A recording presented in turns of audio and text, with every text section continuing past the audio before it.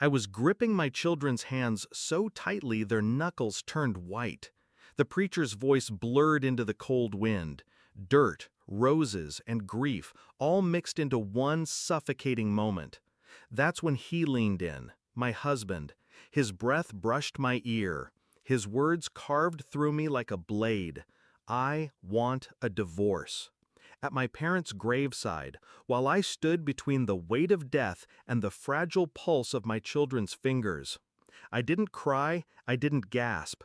I just stared down at the caskets lowering into the earth, and for the first time, I knew the man I had loved was already gone. He had charm, that easy smile, the kind of ambition that makes you believe he could lift the whole world if he wanted. I thought he was my anchor, my safety. We built a life, children, a home, the illusion of forever. But illusions crack. The first fracture was subtle. Late nights at work, excuses that didn't align, a cologne I didn't recognize lingering on his shirt.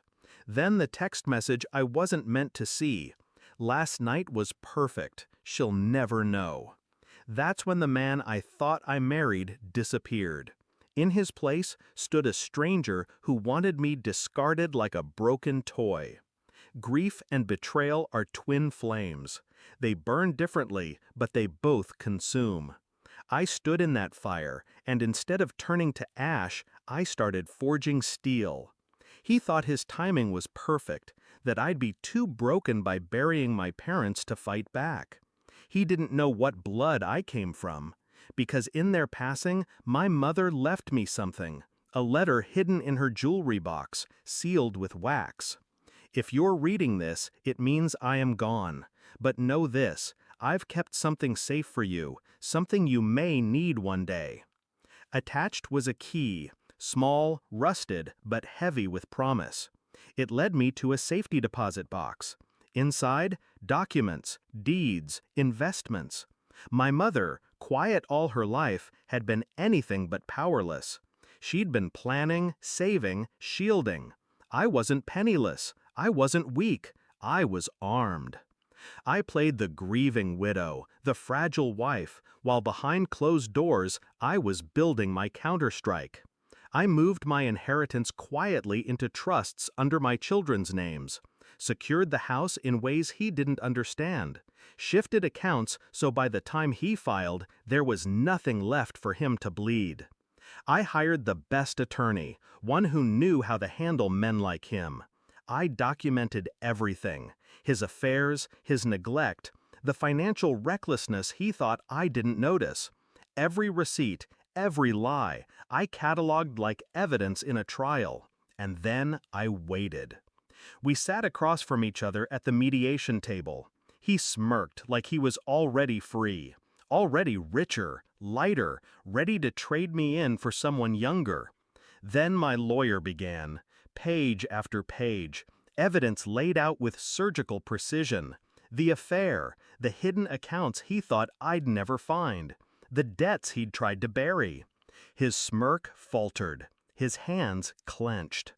By the time the judge spoke, the balance had shifted. He didn't walk away with half, he walked away with nothing but debt and shame. The house? Mine. The custody of our children? Mine. His reputation? Shattered. And the inheritance he never knew existed? Protected, untouchable. It came weeks later when he showed up at the house, defeated. He stood on the porch, the same porch where we once dreamed together. He looked at me like he didn't recognize the woman in front of him. Was it worth it? He asked, his voice hollow. I looked at him, this man who whispered my destruction over my parents' graves. Yes, I said simply, because it wasn't revenge born of rage, it was justice, clean, precise, final. My children are safe. My life is my own.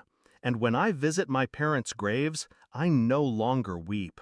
I thank them for the secret, for the strength, for teaching me that silence can be power, and that survival isn't about holding on, it's about knowing when to strike back. He thought he buried me that day at the cemetery, but all he did was awaken the part of me he never saw coming. And when I finally struck, I didn't just end his game, I ended his illusion of control.